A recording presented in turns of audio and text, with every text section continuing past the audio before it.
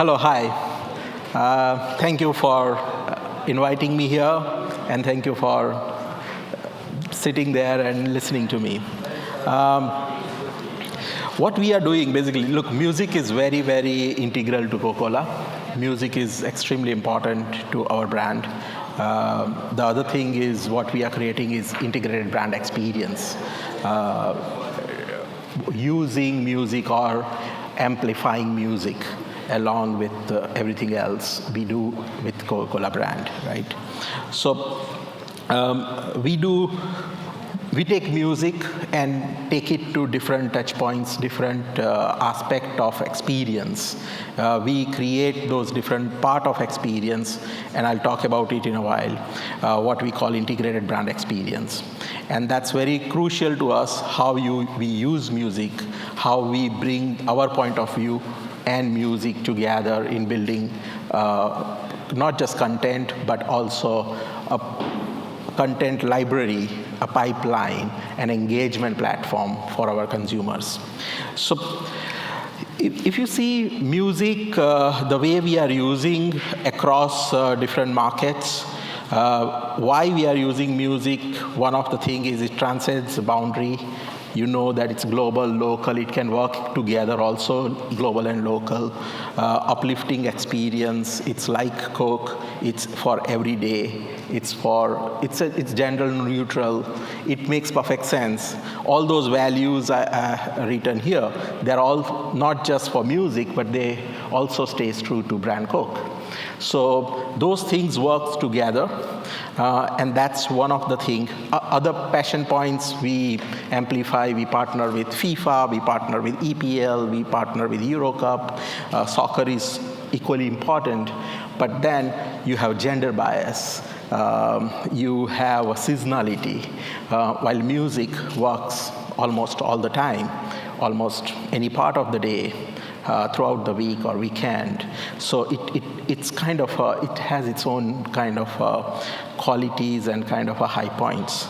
The other thing what we are doing is the way we look at how we communicate or how we engage our consumers. So we create this something called integrated brand experience. We started here that in Asia, and now we are spreading that across other markets. Experience on the screen means any screen, whether it's your phone screen or your billboard screen or TV screen or any screen. Experience on the shelf, where we sell our products. Experience on the pack. Our packs are media channel. They are not just packs. And you have seen Share a Coke, and say it with song. We have put lyrics on the pack. So our packs are very much integrated to what we do and how we behave as a brand. Experience on the occasion, that's equally important. Concerts are very big occasion for Coca-Cola.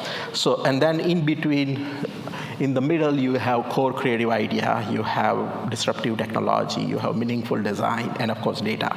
All these things come together when we amplify music this way, yeah. So what works on the screen, again, screen is not just TVC, yeah. It's, we have platform like Coke Studio. Coke Studio is something where we are creating original content. We are bringing artists together. We are creating original content which is not available in market. Why? Because we bring artists from different background, different genre, different ethnic background, or different nationality, or different type of music, right? And then we bring artists together. Usually otherwise they are not going to meet. So that's one thing. Our brand purpose is bridging the divide across the world, across the platform. That's what Coca-Cola stands for. The brand purpose is that we bridge the divide. And here we bring artists together. Usually, otherwise, they are not going to meet. So Coke brings them together and creates kind of content which is unique and relevant to our target audience. And of course, then we amplify on shelf, on pack, on occasions. We create occasions around music. and then everything comes together. Then, of course, we get data, and then we use design. You can see, of course, technology is very much part of amplifying that music and music experience. We have used our labels. So our labels, actually, you can take it out, you put it as a wristband, and that becomes entry ticket into the concert. So we repurpose our assets into music elements, and then it becomes utility in context of music.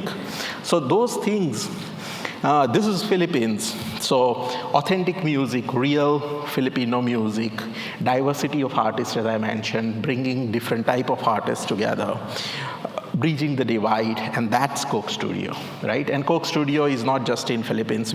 It's new, it's very new, kind of 2-3 years back we launched, but otherwise, Coke Studio is very famous in Pakistan, in Africa, in South Africa, in Middle East. So in India, we created Coke Studio as a platform, but this is all original music, this particular context, it's Philippines.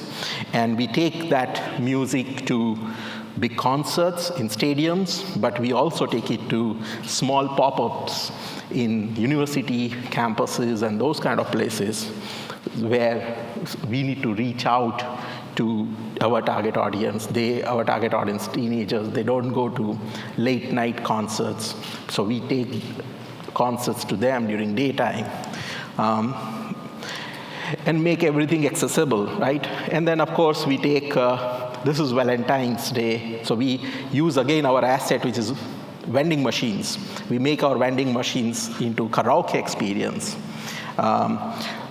This is Philippines, this is Singapore, last Christmas. So we made, again, vending machine into a karaoke experience, which also samples the product. And so there are engagement platforms beyond TVCs and all those normal stuff, which comes along with music as a platform. And then, of course, one last thing I wanted to mention, we are really looking for new collaborations, new partners. We are looking for new way of amplifying music, new way of creating music, new way of using music or our assets in service of music. So that's one of the things I want to highlight. I want to take advantage, standing here on this stage, that this is all what we have done, big concerts in Philippines. Now we want to, one is concert, but the other way, the way we stream, the way we partner with streaming or amplifiers. So all those different elements, there are lots of opportunities. We want to disrupt the way we create music and the way we do marketing. And that's why we are not looking, it's not like, okay, let's do another sponsorship. This is not a sponsorship. What we are looking for is a disruptive business ideas. So this is very important. Otherwise, it's easy. It's lazy marketing, right? If we just go and do a lot of sponsorship stuff. But we want to create assets. We want to build assets based on whatever is not available or whatever ecosystem is available, and those whole opportunities available to us. So that's my request or urge to all of you, that reach out to me, or Jesper works with us as a partner. Basically, we are looking for ideas and partnerships. So that's it from my side. Thank you. Thank you very much. Another first, a live brief. A live brief from Coca Cola, all that matters. How good's that? Have a seat, have a seat. Thank you so much for sharing that with us. I'm just going to smash things up a bit. It is music after all. And thank you for being honest about Coca Cola and some of the successes you've had and the challenges you face, about your international integrated brand experiences. You've talked about the live experiences. But then you really finished on this idea of partnership. And I think I'd really like to talk to you about partnership, because there's a lot of great partners here, but there's also a lot of great partners around the world as well. You've acknowledged that the success of your relationship with with music is through partners.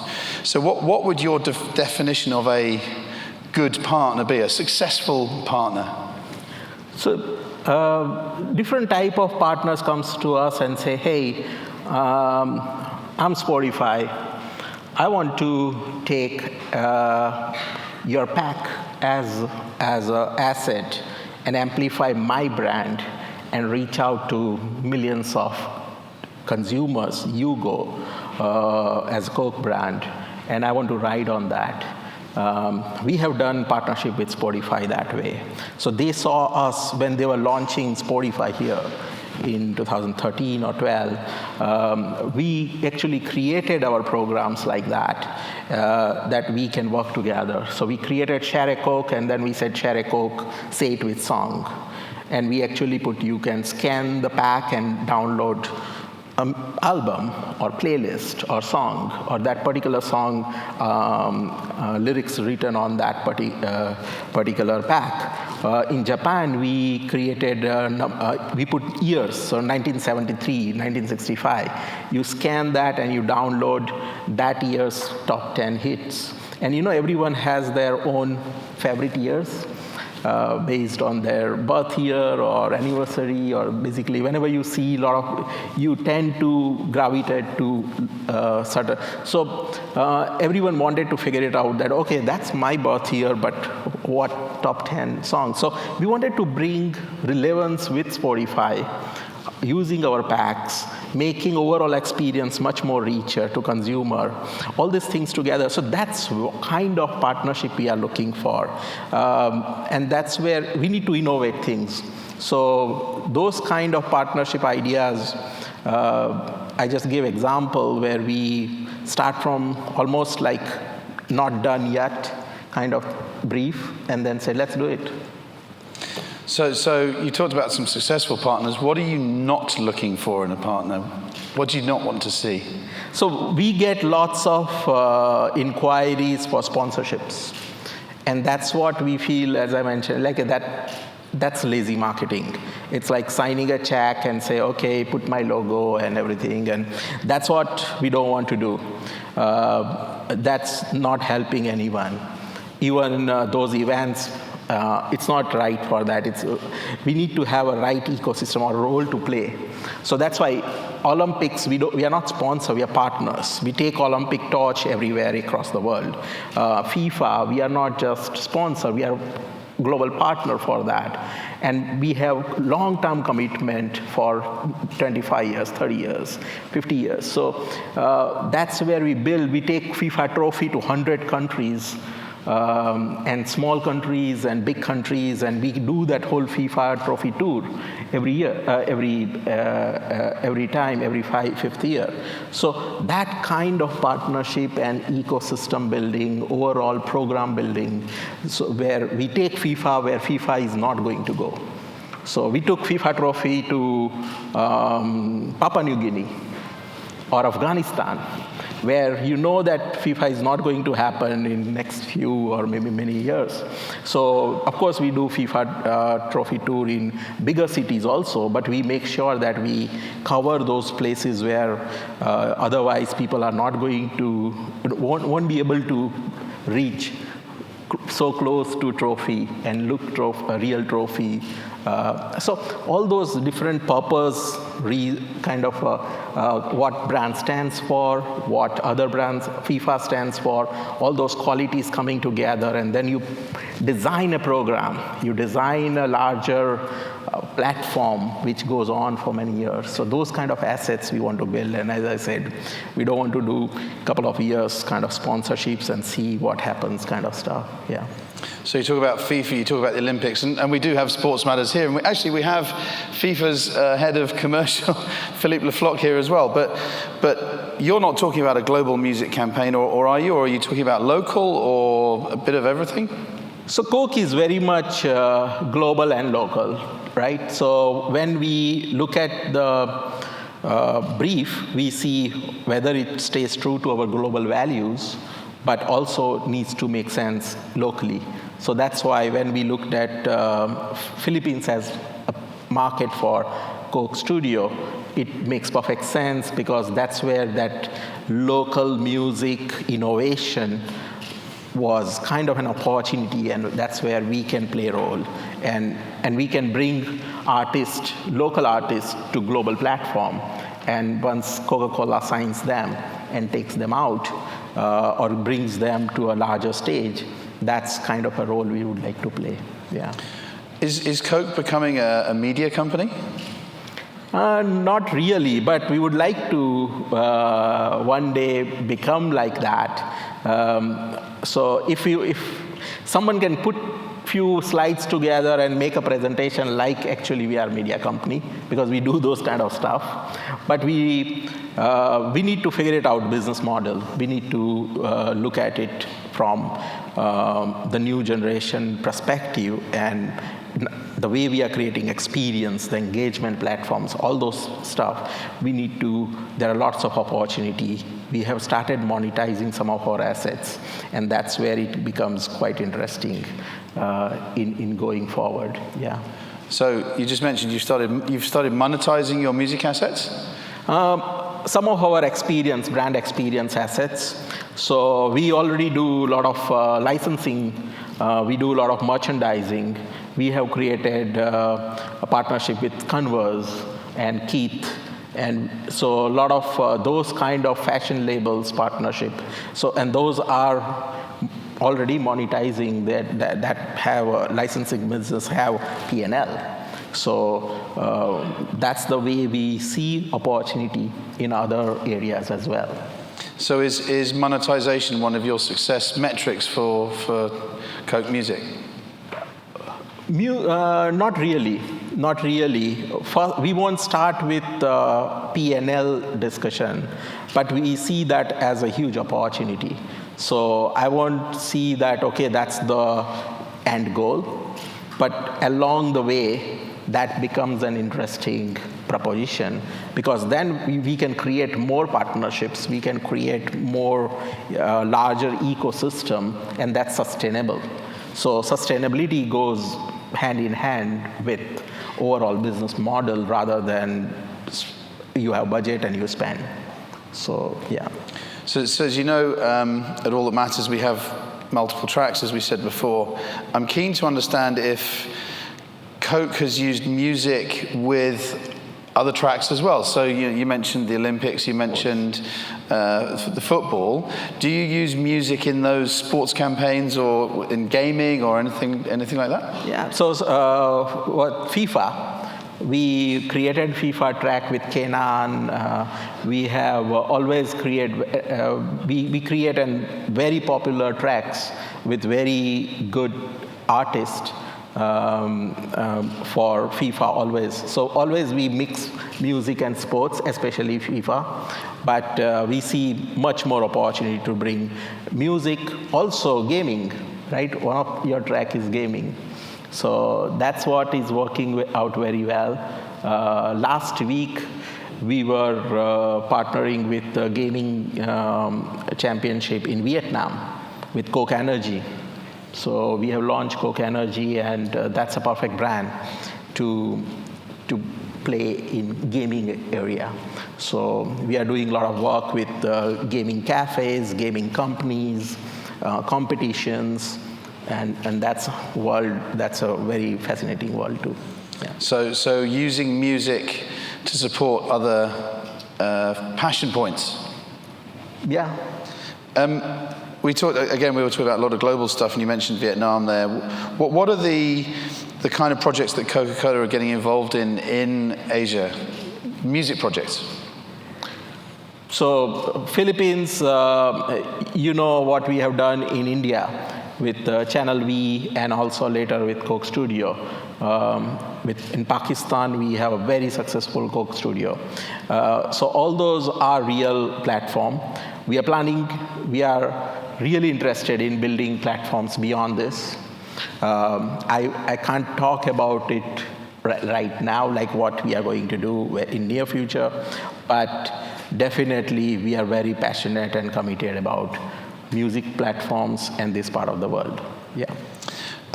We've touched on how you measure success, whether you monetize it or branding and using Coke as a media. What are the key points that, how do you measure success? Is it just selling cans, or is it, what are the metrics that you look for? It's the engagement, right? So we are moving from advertising to engagement, or creating experience, and that's the most important thing. So not necessarily Coke Studio popularity is directly correlated with how much we sell, of course, but that helps us. We know that if we do it well, if we make it happen, not just on screen, on YouTube, kind of YouTube, Coke Studio, but if we take it to on-ground activity, campuses, we amplify those concerts, we amplify those experience of music in a right way, it definitely works for our business. So Coke historically looked at success from the brand love perspective. So it's the brand love rather than sales numbers. Definitely, that's what matters to us. Now, if it's okay with you, we've got the music industry, we've got the entertainment industry here. I might ask for a couple of questions from the floor. So if we can be ready with some questions, ladies and gentlemen. I know what happens. Every time we say, are there any questions, everyone says no. And then when we don't ask questions, people have a go at me for not asking questions. So in about 5 minutes' time, we will have time for a couple of questions.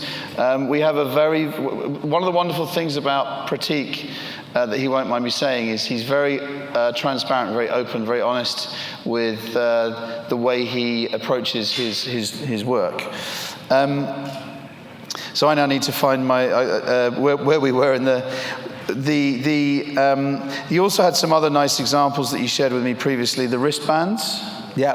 That's a great idea. Yeah, it's a label which you just take it off or tear it off and use it as your ticket. It becomes a wristband for the concerts. And that started in Romania. Yeah, so Coca Cola Romania did that. And then it became quite lucrative idea. It's like simple idea. We can amplify everywhere across the world because everywhere we have labels. Yeah. I guess the big thing here is you got this wonderful story, wonderful brand, supporting the music business in local markets, looking at partnering with more brands around the region and around the room. How do people get in touch with you? Surely you're not going to have everyone phone you and pitch you ideas. Either anyone of you can contact Jesper. He's more famous than me. But Jesper or me, yeah, you can get in touch with any one of us. Yeah. Call me. Yeah. Call me. Call the famous person. Any questions for Pratik? Come on, we have one of the heads of marketing for Coca Cola. Here we go. We have a question in the front row. Thank you. Do you have a question? I've never seen Ed run before in my life. Hi. Hello. Hi, Pratik. I'm Divika, and I really like Coke Studio, I think, because I have an interest in Bollywood and in Pakistani music. So I know that there's a collaboration with, or there's a plan to launch Coke Studio in the Philippines and stuff. It's already out. It's there. Already out. So I don't listen to Filipino music, but I'm sure it's going to be good for up-and-coming artists. It is, so yeah. My question is, are you planning to do that around the world? We would like to do that. Definitely, we need to start somewhere in this part of the world. And it's already there in South Africa, so in Middle East. So we are growing it. But we need to see right mix, right? The opportunity, what we bring to the table, to the people, and what kind of music ecosystem, the industry ecosystem working. If something similar is available, then we don't want to go and kind of clutter the market.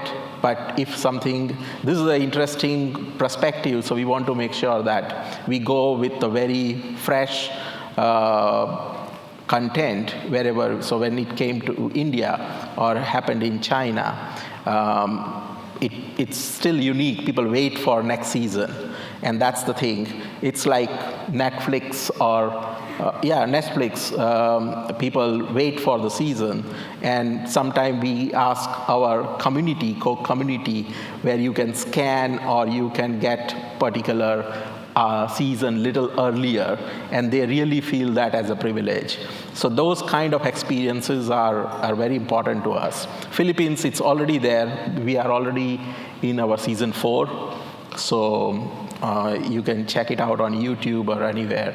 It's doing very well. We are very, very happy with whatever till now we have done in Philippines. So give a bit more background on Coke Studio, because I mean, I'm a big fan of it. It started in Pakistan. Yep.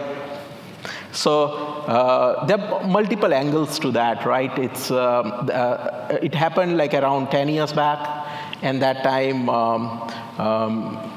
some of the groups have said that music is you should not listen to music, or certain genders should not listen to music, or it's banned, or if we see you listen to music, we'll kill you. And that's the time people wanted to listen to the music. So it was an interesting time, right? Cultural kind of, and that's where brand Coke went and say, let's create music. Let's bring local artists together. Let's bring new type of music, different type of Punjabi, Pakistani, with the Pashtooni, Pakistani, and basically create different type of, and that's what was not happening, and we saw that need gap, and it became very powerful. It also resonated with young people. So it started that way. And now we recently brought one Buddhist monk artist from Nepal and one Turkish artist, and together we created a song. So those kind of stuff, again, bridging the divide, as I mentioned, that's very important. In Africa, there were no female bands, so we said, let's create female band. So there were no band talking about gender equality or the preference of gender, those kind of stuff. And we said, okay, let's talk about that in our music. And music is the best way to communicate some of the social issues or point of view in a more positive way, rather than just talking the way media talks. So music is a very powerful, you all know, music is a very powerful medium, and we can make it very positive in social system as well. Yeah. And it started in Pakistan, but you have, and you were talking about the Philippines, but it went from Pakistan to India, which was pretty big news in and of itself. We launched it with MTV, so it called Coke Studio in partnership with MTV. And that time, MTV was Spotify, what Spotify is right now. So it was a perfect timing, yeah. We may have time for one more question. And that's why you will see a lot of partnerships, right, with Coca Cola. We create ecosystem. Even you have done Channel V, Coca Cola partnership, MTV partnership. When we met first time, a few years back, that time we did YouTube Fan Fest in South Korea together, right? So a lot of stuff. We always look for right partners, but again, we need to create something new. We need to bring some idea together, and that's what we are hungry for. Yeah. It's a fabulous brief, and I can say, obviously, Pratik and I have worked together, and it's always been a wonderful relationship, because you really do embrace music. It's not, you don't come at it as we're the biggest brand in the world, therefore you will work to our rules. You do really partner with people. So, ladies and gentlemen, we've had a live brief from one of the world's, if not the world's biggest brand, to partner with the music industry in Asia. He's looking to get married. It's not a one-night stand. It's not a weekend away. He's looking to get married, to go on a long journey, and to hopefully, and it's a win-win as well, because we all know the music industry needs brands like Coke to survive. Musicians need brands like Coke to survive and succeed. So, Pratik, it's been an absolute honor to have you back on stage again. Thank you for the brief, and thank you very much. Thank you.